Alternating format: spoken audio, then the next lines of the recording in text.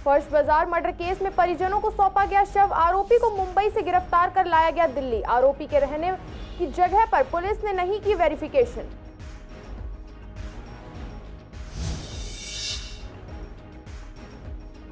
पूर्वी दिल्ली के अधिकतर बस अड्डों के एक्सीलरेटर खराब। इंजीनियर या सरकारी कर्मचारी नहीं दे रहे हैं इस ओर कोई ध्यान।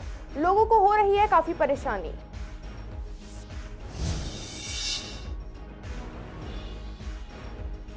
पूर्वी दिल्ली में लोगों को नहीं मिल रहा है पीने का साफ पानी। बाहर से खरीद कर पीना पड़ रहा है पानी। विधायक नहीं कर रहे हैं कोई कार्यवाही।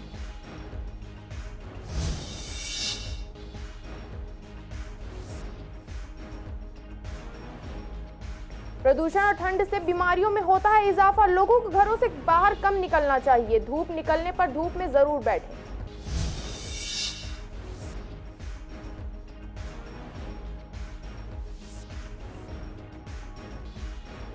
पूर्वी दिल्ली प्रीमियर लीग में आज तीसरे दिन का हुआ पहला मैच। खेला गया विश्वनगर और शहादरा के बीच। खराब मौसम की वजह से केवल 10 ओवर का हुआ मैच।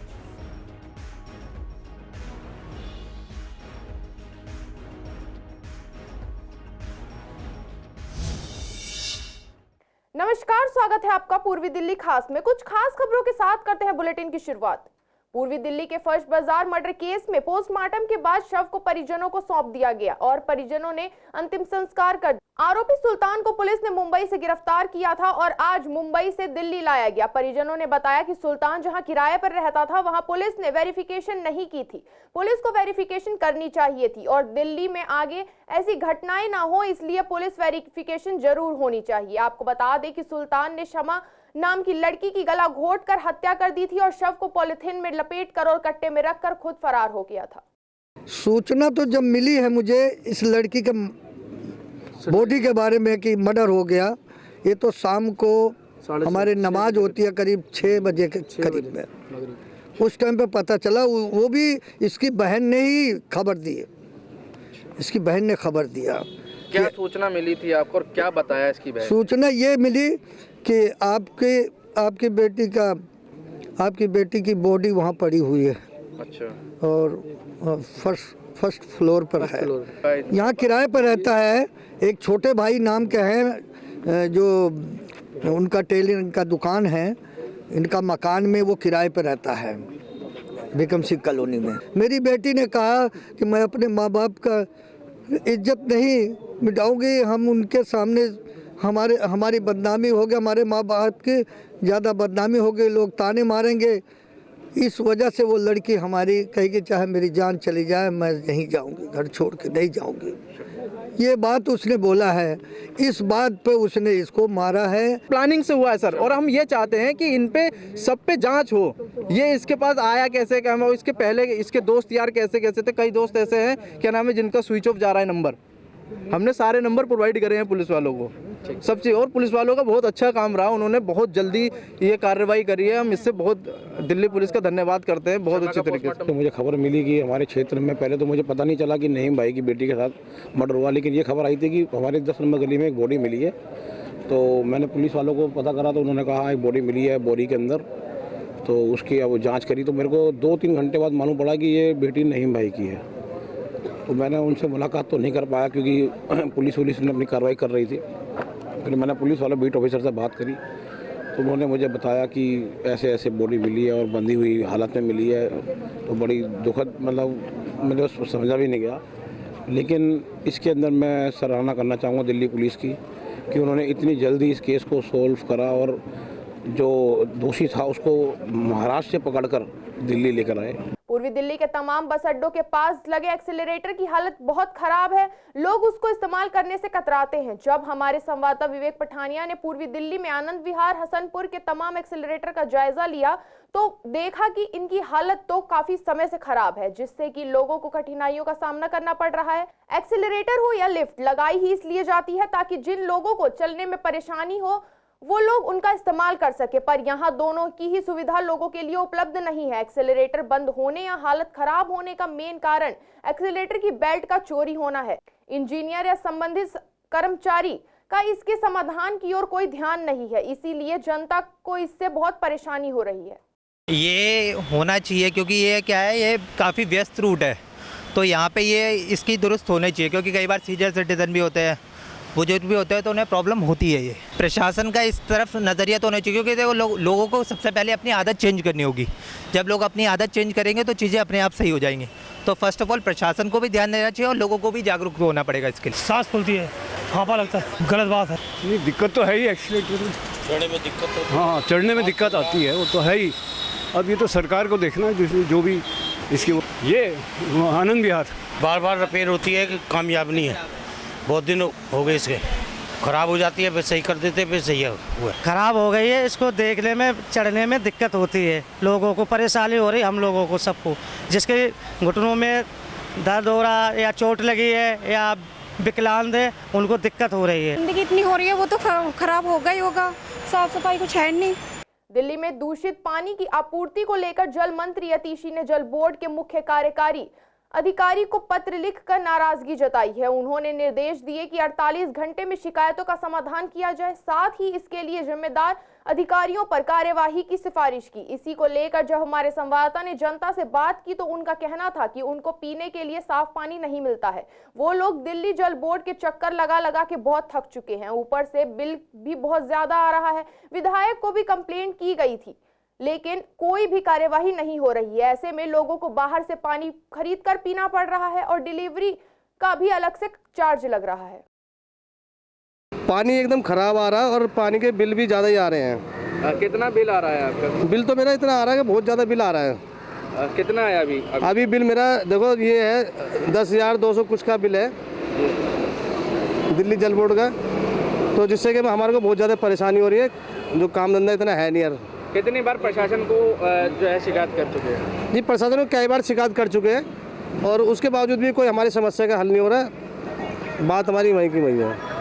अगर बात करें विधायक की, तो विधायक के पास कितनी कार है? विधायक जी के पास हम गए थे, रामनिवास गोयल जी के पास गए थे, वहाँ तक हमारी गुहार जाने नहीं देते और बीच में ही रोक लेते हैं। दिल्ली जल बोर्ड पानी के बिल भी अपनी मनमर्जी से भेज रहा है। दिल्ली जल बोर्ड दफ्तर जाते हो आप, तो क्या कहते हैं? हाँ, वहाँ सिर्फ आश्वासन ही मिलता है, इसके अलावा और कुछ नहीं मिलता। मतलब कोई कुछ नहीं, मतलब ऐसे ही चल रहा है। वैसे ही चल रहा है। तो कितनी घर में कितनी दिक्कतें हो रही हैं? क्या पानी खरीद के लाना पड़ रहा है आपको? अब पानी खरीद के पी रहे हैं, पानी बिल्कुल भी सही नहीं आ रहा, जिससे तो एक कैन कितने की पड़ जाती होगी? एक कैन तकरीबन 30 रुपए की पड़ जाती है, जो एक सुबह लानी पड़ती है और एक शाम को लानी पड़ती है। मतलब काफ़ी दिक्कतें का सामना करना पड़ता है। हर साल जैसे जैसे ठंड बढ़ती है वैसे वैसे बीमारियां भी बढ़ने लगती हैं। कुछ सालों से ठंड आने के साथ साथ प्रदूषण भी लगातार बढ़ रहा है। ऐसे में बीमारियों में भी इजाफा हो रहा है। इसे लेकर जब हमने डॉक्टर से बात की तो डॉक्टर का कहना था कि लगातार प्रदूषण और ठंड की वजह से बीमारियों में इजाफा हुआ है। लोगों को सांस लेने में दिक्कतें हो रही हैं, वहीं वायरल भी होने लगता है। ऐसे में लोगों को घर से कम निकलना चाहिए और मास्क लगाकर रखना चाहिए। वहीं अगर धूप निकले तो धूप में जरूर बैठना चाहिए। देखिए, ये है कि ये हर साल नवंबर और दिसंबर 2 महीने, इवन जनवरी 26 तक होता है कि जब हमारे यहाँ पे ठंड काफ़ी हो जाती है। ठंड की वजह से जो पॉल्यूट्स है, धूप ना मिलने की वजह से ऊपर नहीं जा पाते हैं। इसके साथ साथ पराली जलाई जाती है। कितना ही हम इसको रोक टोक करने की कोशिश करें, लेकिन इसमें हमारी तरफ से कोई सक्सेस नहीं है। ये सबको मिलाते हुए पोल्यूशन ये 2 महीने एट पीक होता है। इसके साथ साथ ठंड की वजह से एज सच बीमारियां होती है, जो कि खांसी, ज़ुकाम, नज़ला, सांस की बीमारियां, ये सब कुछ होता है। तो ये चीज़ें सारा एड ऑन होके मल्टीप्लाई होके परेशान करता है। इसके लिए सबसे ज़्यादा ज़रूरी है, अगर मॉर्निंग वॉक के लिए लोग जाते हैं तो एक बार सूरज की किरणें आ जाए उसके बाद वॉक पे जाइए, ना कि अर्ली मॉर्निंग जाइए।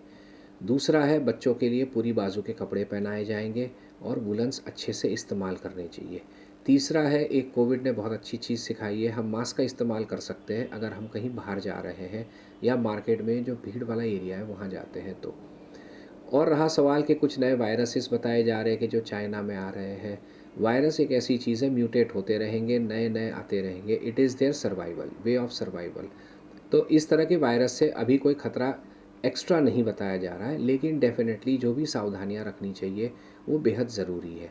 इसके अलावा अगर किसी को सांस की प्रॉब्लम होती है, मैं हर बार के टीवी इंटरव्यू में कहता हूँ कि आप अपने आप में इलाज या केमिस्ट से इलाज मत कराइए, इसका इलाज प्रॉपर डॉक्टर के ज़रिए कराइए। पूर्वी दिल्ली में चल रहे पूर्वी दिल्ली प्रीमियर लीग में आज तीसरे दिन पर हुआ पहला मैच विश्वनगर और शहादरा के बीच में खेला गया, जिसमें शहादरा ने टॉस जीतकर बल्लेबाजी कर 59 रन का टारगेट दिया। वहीं विश्वनगर ने सेकेंड इनिंग में खेलते हुए 8 ओवर के अंदर ही विजय प्राप्त की। खराब मौसम की वजह से यह मैच केवल 10 ओवर का ही था। इसी पर जब हमारे संवाददाता ने शहादरा के कोच और प्लेयर से बात की तो उन्होंने टूर्नामेंट की प्रशंसा करते हुए जानकारी दी कि ऐसा टूर्नामेंट जो एक अंतर्राष्ट्रीय स्टेडियम की लाइट में खेला जा रहा है वह प्रोत्साहन को बढ़ाता है। हम इसके लिए पूर्वी दिल्ली के सांसद एवं पूर्व क्रिकेटर गौतम गंभीर जी का शुक्रिया अदा करते हैं। जी हाँ, बड़ा डिसअपॉइंटिंग होता है क्योंकि क्रिकेटर्स जितने भी आते हैं वो मैच खेलने के उत्साह से आते हैं और जो ऊर्जा होती है बारिश की वजह से थोड़ी सी कम हो जाती है, पर फिर भी जो चीज़ हमारे हाथ में नहीं है उसके लिए हम परेशान नहीं होते हैं। सारे अच्छे क्रिकेटर्स हैं। बारिश की होने से वजह ये हो गया कि ओवर जो 20 ओवर का होना था वो थोड़ा सा कम हो गया है। अब ये 12 या 13 ओवर होने की उम्मीद है। देखिए, ये टूर्नामेंट जो है गौतम गंभीर जो सांसद हैं यहाँ के, उनके द्वारा कराया जा रहा है और ये बहुत ही बढ़िया इनिशिएटिव है। जिन बच्चों को अच्छा प्लेटफॉर्म नहीं मिल पाता, अंडर प्रिविलेज जो स्टूडेंट्स हैं, बच्चे हैं और जिनको बोर्ड क्रिकेट खेलने को नहीं मिल पा रही है, और एक उन्होंने बहुत ही बढ़िया इनिशिएटिव लिया है। मेरी तरफ से मैं ये कहना चाहूँगा और इसके लिए मैं गौतम गंभीर जी को बधाई भी देता हूँ कि उन्होंने इतने बढ़िया स्टेडियम में ये टूर्नामेंट ऑर्गेनाइज़ कराया है। फ्लड लाइट्स देख रहे हैं आप लगे हैं, ग्राउंड देख रहे हैं कितना ग्रीन है और मतलब एक इंटरनेशनल स्टैंडर्ड का जो ग्राउंड है इन बच्चों को मिल रहा है खेलने के लिए। ये बहुत बड़ा एक्सपोजर है। एक तो इंटरनेशनल लेवल का ग्राउंड है ही, ऊपर से जो फ्लड लाइट्स यहाँ की लग रही हैं बिल्कुल डिट्टो वानखेड़े स्टेडियम। ऊपर से जो रेड विकेट तैयार हो रहा है ये वानखेड़े से इसकी मिट्टी आई हुई है और हमें ड्रेसिंग रूम शेयर करने का मौका मिल रहा है। जितने भी रणजी प्लेयर्स हैं, स्टेट प्लेयर्स हैं और कुछ IPL प्लेयर्स भी हैं। सिलेक्शन ये बहुत मुश्किल था। मैं काफ़ी लकी हूँ जो मेरा सिलेक्शन हुआ है यहाँ पर और काफ़ी अच्छा एटमॉस्फेयर है यहाँ पर, अच्छा लग रहा है। टोटल टूर्नामेंट्स में कितनी टीम्स खेल रही हैं? 10 टीमें खेल रही हैं और आज हमारा पहला मैच है। इस बार का टूर्नामेंट जो है पिछली बार से काफ़ी बढ़िया लेवल पे हो रहा है। देखा जाए तो इस बार कैश प्राइज़ भी देखा जाए तो आपको पता ही होगा कि डबल हो गया है और काफ़ी इन्वायरमेंट अच्छा है पहले के अकॉर्डिंग। मतलब काफ़ी चीज़ों में जो चीज़ सुधार हो सकता था वो कराया गया है। टोटल टीमें यहाँ 10 हैं, उनको 2 पूलों में डिवाइड करा गया है। A और B, हर टीम के 4 मैच होने हैं, फिर उसके अकॉर्डिंग ही सेमीफाइनल्स के लिए टॉप 4 टीमें जाएंगी। चतुर्मास का हिंदू, जैन और बौद्ध धर्म में खास महत्व है। तीनों ही धर्म के संत इसका पालन करते हैं। हिंदू धर्म के सभी बड़े त्योहार इन्हीं चौमासा के भीतर आते हैं। सभी अपनी मान्यता अनुसार इन त्योहारों को मनाते हैं एवं धार्मिक अनुष्ठान भी करते हैं। वैसे जैन धर्म में चतुर्मास के कई नियम और उपदेश हैं। चतुर्मास में सभी जैन संत अपनी यात्रा रोक देते हैं और मंदिर, आश्रम या संत निवास पर ही रहकर यम और नियम का पालन करते हैं। जैन धर्म के अनुसार ये 4 माह व्रत, साधना और तप के रहते हैं। इस दौरान सख्त नियमों का पालन करना चाहिए। आज पूर्वी दिल्ली के विवेक विहार स्थित ओसवाल भवन में रह रहे संत आज यात्रा के दौरान विहार कर रहे हैं। उनका उद्देश्य है पूरे भारत की नशा मुक्त बनाया जाए। हमारा जैन धर्म में साधु के लिए विहारचर्या ईषणम पसत्था, दिनचर्या का एक आवश्यक अंग है पाद विहार। और चातुर्मास 4 महीने अथवा 5 महीने का होता है। उसके बाद इसी दिन मिक्सर कृष्णा एकम को हमारा विहार होता है। और न केवल हमारा ही, पूरे जैन समाज में, चाहे वो श्वेतांबर मंदिर मार्गी, तेरापंथी स्थानकवासी, सबका आज के दिन विहार होता है। और लोगों को भ्रातृत्व भाव बढ़े, आपस में अध्यात्म का मिलन होता रहे और अहिंसा, सौहार्द के भाव पुष्ट होते रहे, भ्रातृत्व के भाव पुष्ट होते रहे। और विशेष हमारा लक्ष्य रहता है नशा मुक्त समाज का। हमारा देश नशा मुक्त हो, समाज नशा मुक्त हो, युवा शक्ति नशा मुक्त रहे। इस नशा मुक्ति के अभियान में हमारे पूज्य गुरुदेव आचार्य श्री महाश्रमण जी, जो अभी मुंबई में विराजमान है, विचरण कर रहे हैं, उनका ये मिशन है और उनका मिशन हमारा मिशन है और हमारा मिशन श्रावक समाज का मिशन है। तो हमारा देश, हमारी युवा चेतना इस तरह से व्यसन मुक्त रहे। 700 साधु साध्वियाँ आज के दिन जहाँ पर भी चतुर्मास संपन्नता के पश्चात अब निरंतर 8 मास तक देश के सुदूर ग्रामीण क्षेत्रों में, नगरीय बस्तियों में भ्रमण करेंगे। मुख्यतः 3 जो अहिंसा यात्रा और अणुव्रत यात्रा के आयाम हैं, नशा मुक्ति, नैतिकता और सद्भावना। हर व्यक्ति नशा मुक्त समाज बने, जीवन में नैतिकता आए, सद्भावना का आपसी व्यवहार बने, कटुता, कलुषता सब समाप्त हो। इस दृष्टि से ये 4 महीने तो चतुर्मास में एक स्थान पर रहकर ज्ञान साधना आराधना, बाकी 8 महीना 4 महीना स्व कल्याण और 8 महीना स्व कल्याण के साथ साथ पर कल्याण की भावना से ये साधु संतों का विचरण का ये कार्यक्रम रहता है। आचार्य तुलसी ने जो अनुव्रत का प्रवर्तन किया था वो कहता है कि मनुष्य पहले मनुष्य है और उसके बाद ही वह किसी धर्म का अनुयायी है। ये धर्म विहीन अनुव्रत यात्रा है और इसमें यह कहा गया है कि सुधरे व्यक्ति समाज व्यक्ति से राष्ट्र स्वयं सुधरेगा। तो अगर व्यक्ति में सुधार होगा तो राष्ट्र सुधरेगा और पूरी मानवता सुधरेगी। इन्हीं भाव शाहदरा जिले के साइबर सेल पुलिस ने एक आरोपी को गिरफ्तार किया है जो लड़कियों को व्हाट्सएप पर अश्लील मैसेज भेजकर परेशान करता था। गिरफ्तार आरोपी के पास से एक मोबाइल फोन और एक सिम कार्ड भी बरामद किया गया है। गिरफ्तार आरोपी की पहचान रोहित कुमार के रूप में हुई है।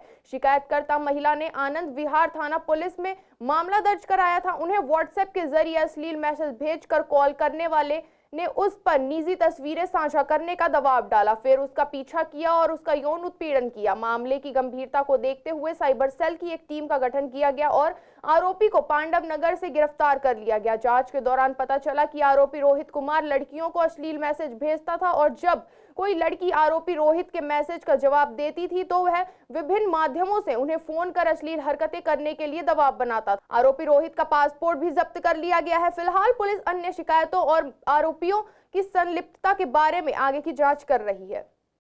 दिल्ली दंगे में गोदाम और वाहन जलाने के मामले में कड़कड़दुम्मा कोर्ट ने 9 लोगों को संदेह का लाभ देते हुए बरी कर दिया है। पुलिसकर्मियों की गवाही में स्पष्टता न होने के चलते जज पुल सत्य प्रमाचल के कोर्ट ने यह निर्णय सुनाया। गोकुलपुर थाना क्षेत्र में शिव विहार तिराहा के पास चमन पार्क स्थित SS glass and plywood company के गोदाम में 25 फरवरी 2020 को दंगाइयों ने आग लगा दी थी। कंपनी के मालिक दिनेश अग्रवाल ने घटना के 3 दिन बाद पुलिस को शिकायत की थी। उसमें यह भी बताया गया था कि दंगाइयों ने टेम्पो और मोटरसाइकिल भी जला दिए थे। 2 अन्य वाहनों को क्षतिग्रस्त कर दिया गया था। इस पर पुलिस ने FIR की थी। इस मामले में कांस्टेबल विपिन और हेड कांस्टेबल हरि बाबू चश्मदीद गवाह के रूप में सामने आए थे।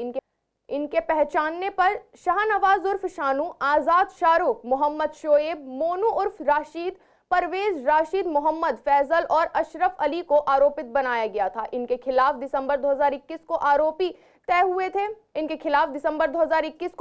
हुए थे। ट्रायल के दौरान 3 आरोपियों की ओर से पैरवी कर रहे वकील जेड बाबर चौहान ने दलील दी कि इस केस में पब्लिक से कोई भी गवाही नहीं है। आरोपितों के वकील ने चश्मदीद पुलिसकर्मियों की गवाही पर संदेह जताया। इसी तरह बाकी आरोपितों की ओर से वकील सलीम मालिक और अब्दुल गफ्फार ने दलील देते हुए कहा कि सार्वजनिक सूचना निकालने पर गवाह बने पुलिसकर्मियों ने अपना बयान रिकॉर्ड नहीं कराया। अभियोजन की ओर से भी दलीलें दी गईं, जिसके बाद कोर्ट ने संदेह का लाभ देते हुए सभी आरोपितों को बरी कर दिया।